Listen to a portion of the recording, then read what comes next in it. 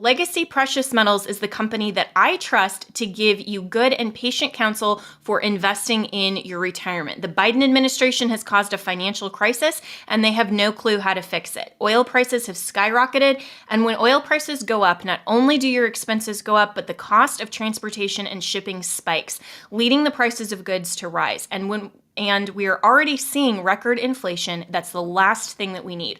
Our economy is in trouble, and you need to take steps to protect yourself. If all your money is tied up in stocks, bonds, and traditional markets, you may be vulnerable. So gold is one of the very best ways to protect your retirement. No matter what happens, you own your own gold. It's real, it's physical, and it's always been valuable since the dawn of time. Call Legacy Precious Metals today at 866-528-1903 or visit them online at legacypminvestments.com. That's legacypminvestments.com, where you can download the free investor's guide. You can also go to my Facebook page, Jenna Ellis. I am a public figure on Facebook, and I just posted yesterday a really great interview with the president of Legacy Precious Metals, who is discussing why you need to start your retirement account even if you're in your 20s or 30s. There is always a great time to protect your retirement and invest, just like you want to protect your health over the long term. So go to Legacy Precious Metals at legacypminvestments.com or call 866-528-1903. As a constitutional law attorney, former senior legal advisor, and personal counsel to President Donald J. Trump, Jenna Ellis believes in the rule of law and the importance of integrity in our elections. And she's ready to tackle the big cultural and legal issues facing America. This is the Jenna Ellis Show. Here is your host, Jenna Ellis. Hello, friends, and welcome to another episode of the Jenna Ellis Show. I'm Jenna Ellis, and nobody cares that Biden has COVID. Everybody cares about the recession, the economy, and apparently the Biden administration changing the definition to fit their narrative. They can't even define what is a woman, and apparently they can't even define recession either. This is what Janet Yellen had to say on MSNBC the other day. GDP will be closely watched. A common definition of recession is 2 negative quarters of GDP growth, or at least that's something that's been true in past recessions. When we've seen that, there has usually been a recession. And many economists expect second quarter GDP to be negative. First quarter GDP was negative. All right, so Janet Yellen, of course, who is the Secretary of the Treasury, also is going to have a press conference tomorrow. And in the release, the White House and the Department of the Treasury said this. On July 28th, Secretary of the Treasury Janet Yellen will host a press conference at the Treasury Department to discuss the state of the U.S. economy. During brief remarks, yeah, I'm sure it'll be brief. She has nothing to say. The secretary will underscore America's historic recovery over the last 18 months from the depths of the pandemic, with over 9 million jobs created, the biggest single-year decline in unemployment on record, and the fastest year of economic growth in 2021 in almost 4 decades. Yeah, I can't even get through this without laughing.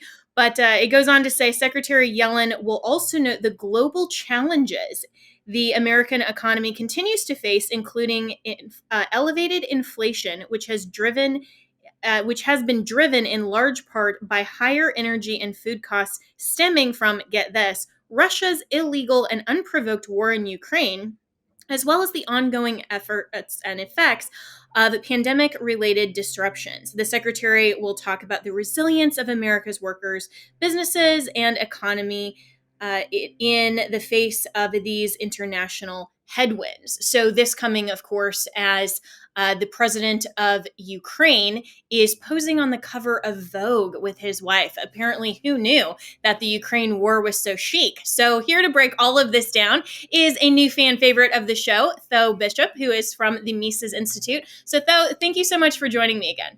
No, glad to join you. It's always an honor to join. Yeah, so your reaction to all of this? Well, I'm sure the workers of America are really going to be uplifted by Janet Yellen's praising of their resilience. This is complete clown world economics at this point. Inflation was supposed to be transitory, obviously was not. Recession wasn't on the table. Now we have to redefine recession. What's important to understand, though, is that this is something that really central banks have been doing in their own sort of way in the past. It was, if you look back in the 2008 crisis, during 2008, people were saying, oh, Ben Bernanke was out there saying there is no housing bubble, everything's fine, hunky-dory. They seem to be the last ones to know. And this is precisely why between the Treasury, the Fed, Joe Biden's press secretary, they're all trying to sell Americans a lie that, oh, the economy is booming, and any feeling of economic pain that comes from, $5 gasoline or double your grocery payments. This is all just it's a vibe recession more than true economic recession, because look at all these aggregates. Look at all these hand-picked data points. That's what really matters. It's not the way that you feel in your day-to-day life. Unfortunately, this is have become so much of a foundation of the way the West perceives the economy as a whole. It's all about, uplifting language. Oh, if we have too much doom and gloom, it's going to depress consumption, and that itself is going to be the real problem. Once again, we see the financial elite, actually the policymakers out there, are so disconnected from the actual lives of everyday Americans. Yeah. And I mean, this also comes as the Biden administration tweeted out this ridiculous meme that said that you're going to save $35 per car in a month on gasoline, and then they had the audacity to be like, and 35 plus 35 is 70, just in case you have two cars, because nobody can do math, but yet they can't even proofread their own screenshot. So peasons was trending, because apparently that's the new word for persons. I think they meant to say peons, but that's a whole different story. But this coming when it's just this positive spin, when we know that we're still paying upwards of $5 a gallon in gas, when under the Trump administration it was like $1.79 or $2 a gallon. And so how can the administration continue to just put this positive spin while regular everyday Americans know that everything is costing more and inflation is real? I think a big part of it is, they're not feeling the pain themselves in their daily lives, right? They think at their core, they think it's a good thing that Americans consume less gasoline, because their larger idea is to completely reshape the way that America consumes energy, the way we get our energy. They want to completely, and in doing so, that fundamentally shapes society in ways that fits their larger ideological agendas. What's interesting, though, is even those data points about, okay, any savings right now that we've seen in gasoline, it's come from two different things. One has been this massive sell-offs of emergency reserves, which can't go on forever, and we're going to end up having to fill those things with down the road anyway. So that itself is a very short-term mechanism. The other side is simply demand going down, right? Fewer people. I know I find myself trying to figure out how to drive less and less. Americans are responding to this. That drop in demand comes from Americans not acting the way they otherwise would in a healthy economy. And again, they see this as positive points. But again, what economics really is, right?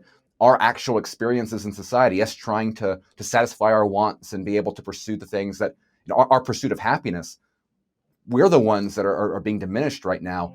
They're trying to, again, wrap themselves in spin and data points to try to convince us that we don't really know what's best for us. And again, this is part of a much larger, very, very dangerous mindset that these DC bureaucrats really have about society.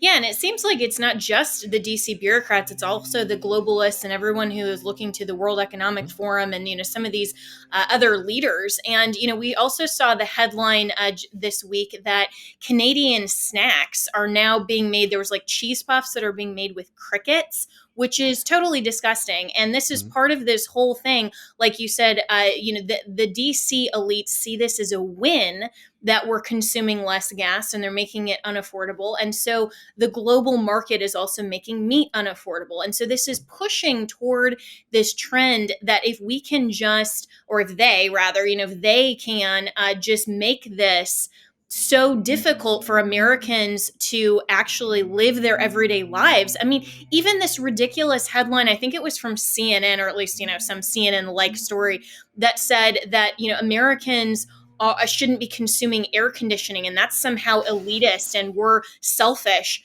for wanting to have air conditioning in the summer. I mean, it sounds like they're just trying to say you're going to own nothing, you're going to be happy, you're going to eat bugs, you're going to be happy, you're going to be sitting there sweltering in heat, you're going to be happy. So is that really the end game? And this redefinition of recession is just kind of a hide the ball so that they can get through midterms? Absolutely. And again, we are governed by people that don't value our thriving. They do not value our prosperity. In fact, they are hostile inherently to to us enjoying a better quality of life. They see humanity as something to be managed, something to be able to fit and reform within their ideological mold. And this is precisely why, so many of their policy decisions, right? It leads further to centralization. It leads further to, again, you're gonna eat the bugs and you're gonna like it. And if you're not, then you're an extremist. You're gonna end up on a blacklist. Things like this. Thankfully, there's still a good amount of resilience baked into the American system. You see different things every time you have a state governor in their own way thwarting, what the federal line is. That gives us that tension there helps protect American liberties, as well as just the heritage of the American people. I think still are a little bit more resistance than many other nations out there. What I think is going to be a continuing theme going forward is that the dreams that our bad elites have for us are going to be on display within Canada, within Europe. And what we're seeing right now is that, Europeans are the biggest victims economically right now from this entire economic warfare that has been launched again as a response from Putin's bad attacks on Ukraine. Again, you can condemn that behavior. We're recognizing, though, the response from these European countries has not been serving the well-being of their people.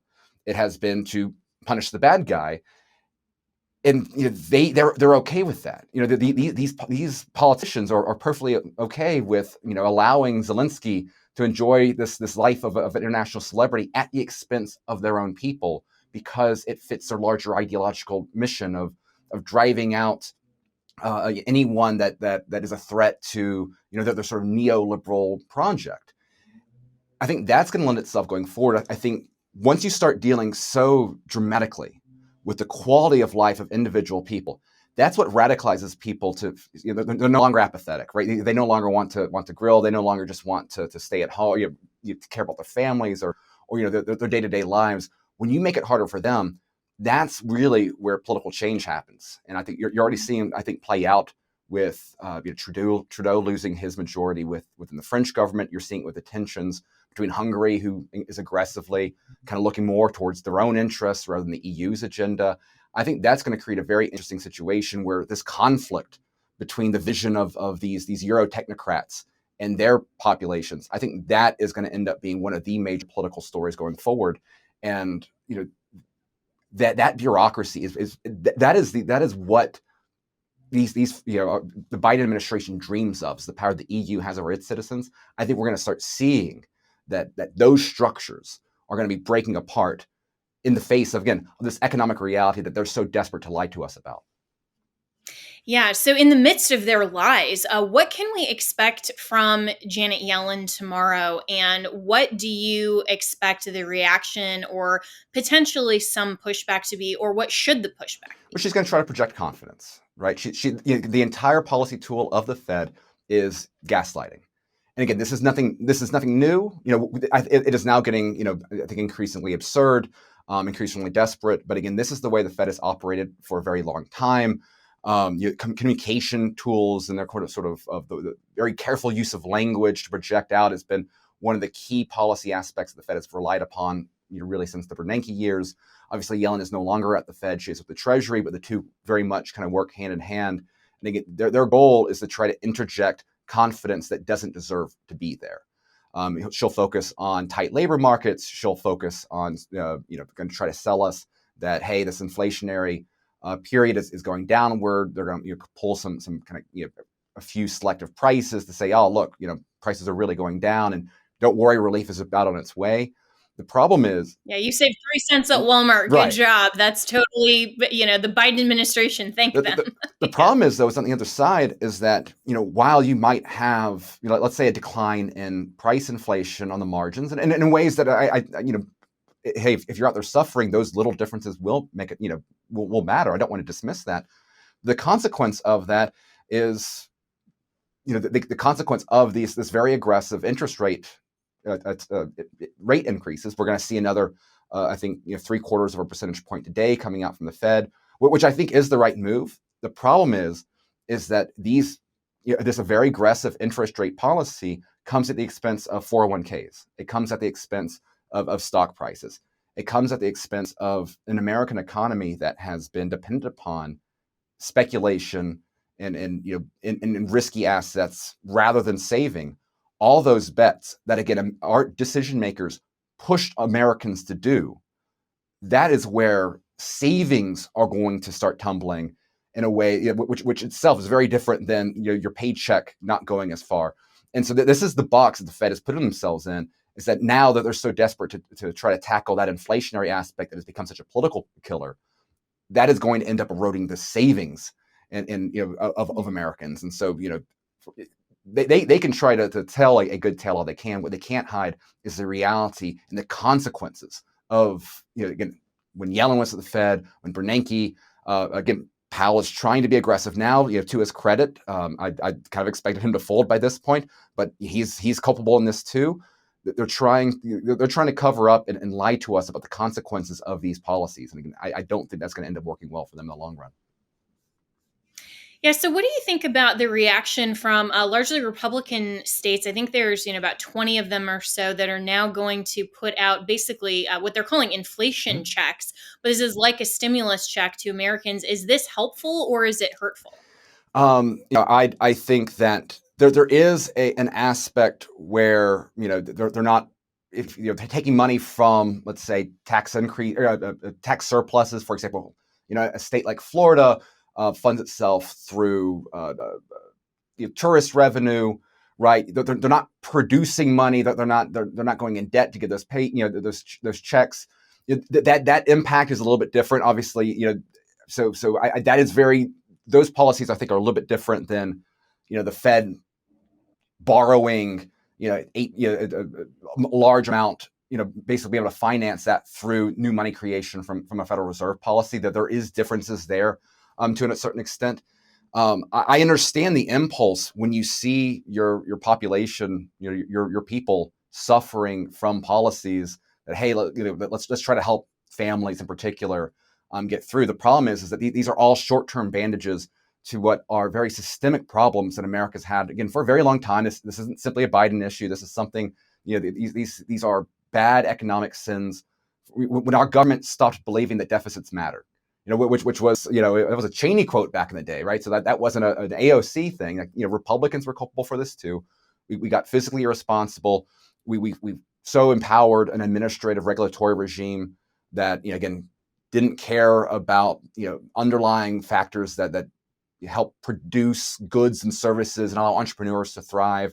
We have this massive financialized economy where so much of our resources are invested in wealth management rather than wealth production, right?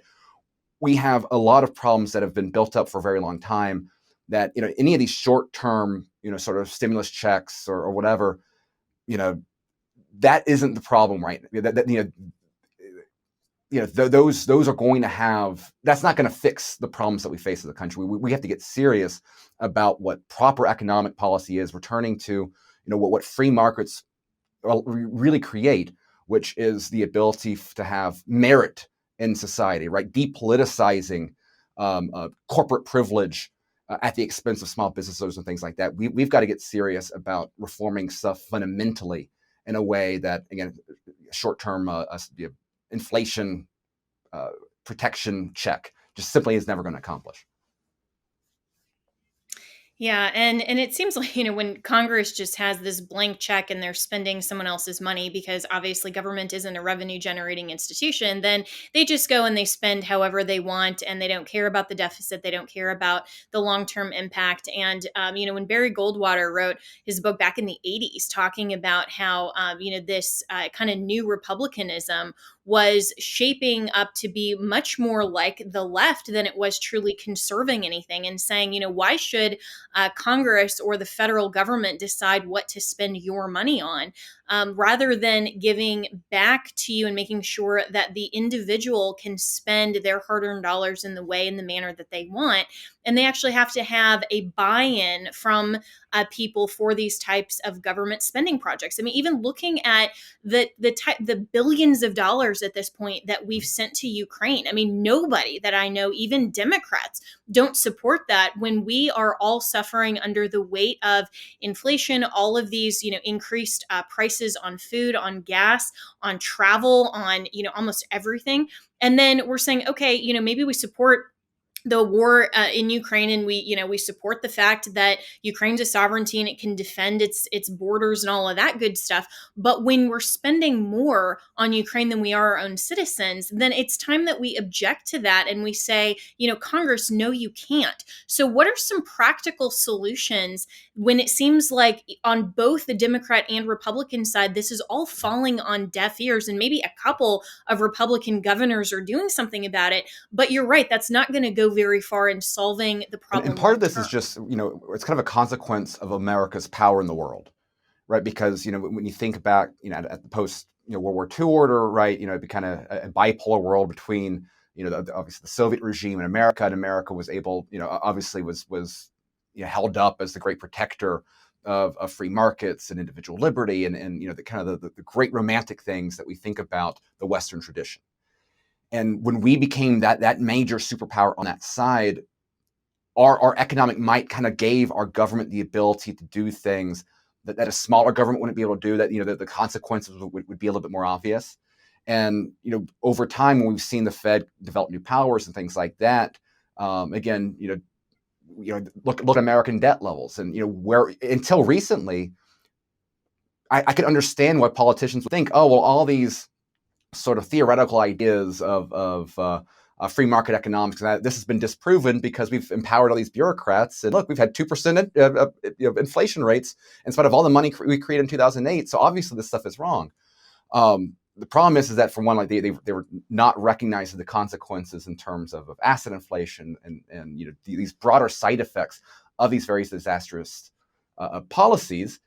And now that we are in this point where confidence in these institutions are eroding, again, largely because of their own actions, when you have tensions mounting internationally, where international trade has become restrained because, again, some of the actions that America has taken, again, not just simply with, say, Russia and Putin, but anyone willing to do business with Russia and Putin because, they care more about feeding their populations or making sure that their nation has access to Russian gas and these sort of things. We have to recognize that, again, this entire cabal of this expert class that so many congressmen on both sides of the aisle rely upon, whether or not their intentions are good or bad. I mean, I'm sure most of them, they don't look in the mirror and take pride in being like a comic book villain or anything like that. The intellectual artifice of decades of our universities, the economic thought that our colleges are producing, and therefore gets represented in this expert class. I mean, AOC got a degree in economics from a in theory, a very good university, and it has the views she has. We need a complete reevaluation of the experts that we listen to. And I think a good starting place would be look at those who were warning about the inflationary consequences of U.S. governments broadly. It wasn't simply Washington got it wrong. I don't want to purely pick on swamp people. Look at the people that are saying, hey, look, COVID lockdowns are going to have economic crises because an economy is not like a computer you can turn on and off. Look at the people that are warning, hey, inflation isn't transitory. This isn't some bottleneck caused by too much buildup at California ports, right? There are consequences to this radical increase of money supply, both in the U.S. and abroad. Let's look at the people that have been getting these major historical aspects right, and let's perhaps start listening to them more rather than the people that are now trying to go along with this farce of Yeah, redefining they're recession. it's very self-serving, obviously, for Janet Yellen and the Biden administration to just accomplish their goals. So is there any hope that the Washington elites and the bureaucrats and especially the Republicans who should be the champions of conservatism and the American dream and the economy and the free market and all of these things, is there any hope that they are going to start listening to the better and the more qualified experts and the people they should be listening to? Or is this kind of, I mean, do you see this trend downward as something we're just, trying to plug a leak before, basically just the dam opens and too bad for the American economy and we're going to end up like Venezuela I and think some there of these are other countries? significant gains being made on the margin. I think that you see there's some very interesting, I think, Republican House candidates. I'm down in Florida, so I've been following some of the races down there. I think there's a good group of potential new blood that you're going to have more allies to the Matt Gaetzes of the world, or the Marjorie Taylor Greenes, or the Jim Jordans. I want to see that coalition within the House broaden, because I think those are the sort of people that have been right on this issue. Particularly, again, I think the Ukraine situation in particular and the funding there is such a great litmus test, because again, I understand all the emotional appeals, and again, I do not take lightly the Putin's actions within Ukraine. However, it comes down to what should be the priorities of our government and who should we be looking after. And so those that simply have no problem writing these blank checks, I mean, that should be a major red flag. I think you're going to see the number of Republicans in Congress that start saying, hey, we can't just simply keep doing that, is going to grow. Is it going to be the majority? Probably not. I don't have a great deal of optimism about what a Kevin McCarthy-led Republican Party is going to look like in the House. But I think that coalition will grow. Same. I think someone like Blake Masters in Arizona is someone who I'm very excited about. He's extremely well read, I think, on the good, strong economic arguments. I think he understands the propaganda that many of these elites try to promote in a way that could be really, really effective. So I think the more exciting aspect is, I think you do see more state governors standing up and relishing their role as really trying to be a check, a protectorate of their people against insane federal stuff to any degree they can. I think the more that we can grow those ranks in terms of state executives, create a better bench of Republicans that are motivated by the gains that Trump made within the Republican Party, this America First, putting actual people's interests first and foremost rather than the Chamber of Commerce. I think we'll continue to see that grow.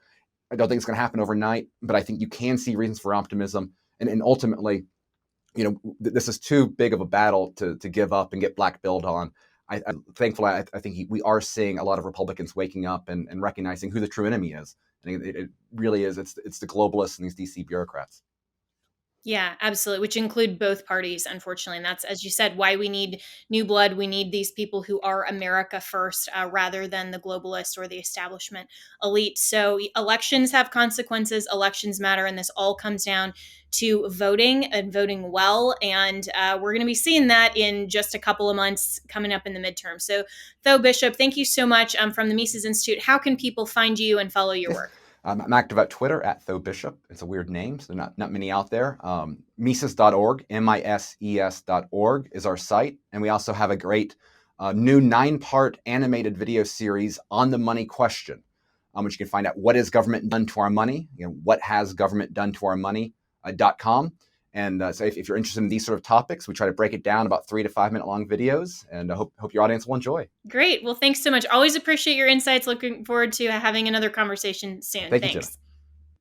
All right, everyone. Well, make sure that you are subscribed on Rumble channel. We're growing by leaps and bounds there. You can't subscribe to YouTube if you still watch videos there, and also any of the audio channels. And also make sure you are going to mystore.com, which is the new initiative from our good friend Mike Lindell. Of course, there is my coffee there. I am so excited. I had the opportunity to try that yet again this week. He sent me this great 2-pound bag. I love it. Gonna have a lot of coffee for a while. So go to mystore.com. You can use the the promo code Jenna, Jenna, to get a subscription or just a trial sample of my coffee, and also products from a lot of great entrepreneurs across the country. Amazing stories there. And when you use the promo code Jenna, not only does that support Mike Lindell and America's entrepreneurs, but it also supports the Salem Podcast Network. And we are very proud to partner with Mike Lindell, My Pillow, and the new My Store. So I will see you tomorrow with more headlines and more things that we absolutely need to discuss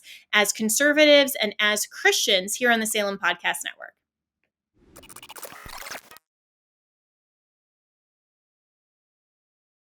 Legacy Precious Metals is the company that I trust to give you good and patient counsel for investing in your retirement. The Biden administration has caused a financial crisis, and they have no clue how to fix it. Oil prices have skyrocketed, and when oil prices go up, not only do your expenses go up, but the cost of transportation and shipping spikes, leading the prices of goods to rise. And we are already seeing record inflation. That's the last thing that we need. Our economy is in trouble, and you need to take steps to protect yourself. If all your money is tied up in stocks, bonds, and traditional markets, you may be vulnerable. So gold is one of the very best ways to protect your retirement. No matter what happens, you own your own gold. It's real, it's physical, and it's always been valuable since the dawn of time. Call Legacy Precious Metals today at 866-528-1903 or visit them online at legacypminvestments.com. That's legacypminvestments.com, where you can download the free investor's guide. You can also go to my Facebook page, Jenna Ellis. I am a public figure on Facebook, and I just posted yesterday a really great interview with the president of Legacy Precious Metals, who is discussing why you need to start your retirement account even if you're in your 20s or 30s. There is always a great time to protect your retirement and invest, just like you want to protect your health over the long term. So go to Legacy Precious Metals at legacypminvestments.com or call 866-528-1903.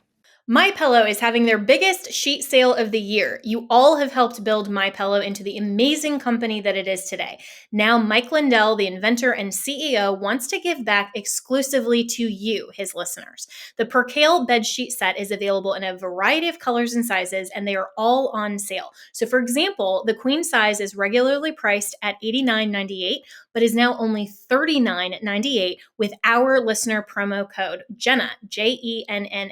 So order now, because when they're gone, they're gone. The Percale bed sheets are breathable and have a cool and crisp feel. These come with a 10-year warranty and a 60-day money-back guarantee, so don't miss out on this incredible offer. There's a limited supply, so be sure to order now. You can call 1-800-564-8475 and use the promo code Jenna, or go to mypillow.com/Jenna. You can click on the radio listeners square and use the promo code Jenna. That's Jenna.